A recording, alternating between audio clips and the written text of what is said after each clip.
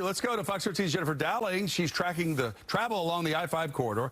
A lot of people are about to try their chances against these conditions to make it somewhere for Christmas. So, Jennifer, how are the roads? WSDOT says the potential for ice coming during round 2 of storms this week is a big concern for the I-5 corridor and is warning drivers who are heading south towards Portland and even north towards Vancouver, BC, to be on the lookout and know before you go. There is a concern for Thursday into Friday, and they want drivers to consider changing their plans when that freezing rain and snow starts to fall. We're going to Portland, and then we're heading off to Hawaii for Christmas and be back after New Year's. For Ross and Gay Abbott, today marked the first part of their holiday journey. The hardest part of the trip so far has just been getting off the island. Yeah, getting off Bainbridge has been hard. Yeah. It started with ice-covered roads on Bainbridge Island. A friend volunteered to drive them onto the ferry so they could get to Seattle's King Street Amtrak station. Well, you just heard that the train is still running, so that's a step in the right direction. Yes, yes.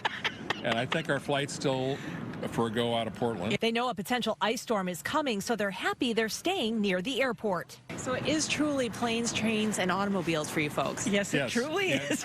Yeah. As for train travel, Amtrak spokesperson Mark Maglieri says the Empire Builder, which runs from Chicago to Seattle and Portland, is canceled for the next few days. He says service is suspended through Sunday. Maglieri says the cancellations are due to the combination of what's been happening in the weather between Seattle and Chicago and what's forecast to happen over the next 2 days. He explained that single-digit overnight temperatures and high winds can cause power outages along the tracks.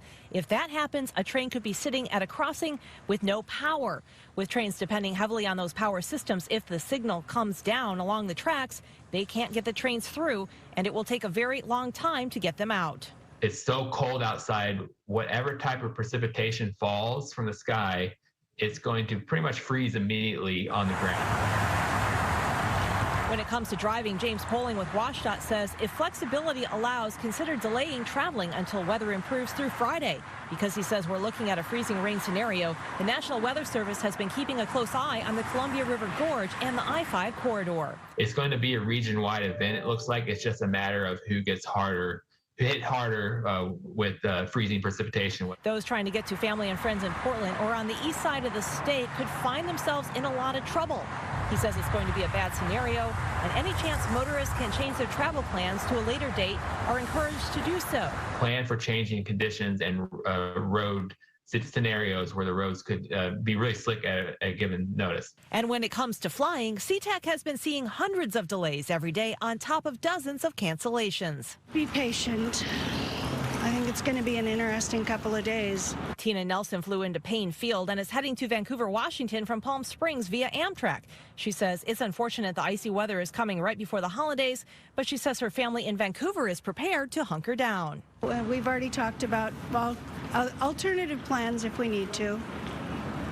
So, and the food's all in the refrigerator. And there's a bottle of wine with my name on it. WSDOT says it's also a good idea to remember that there are a lot of microclimates in the Pacific Northwest and road conditions can change very quickly. They're also reminding folks that those secondary roads may not be as clear as the main thoroughfares.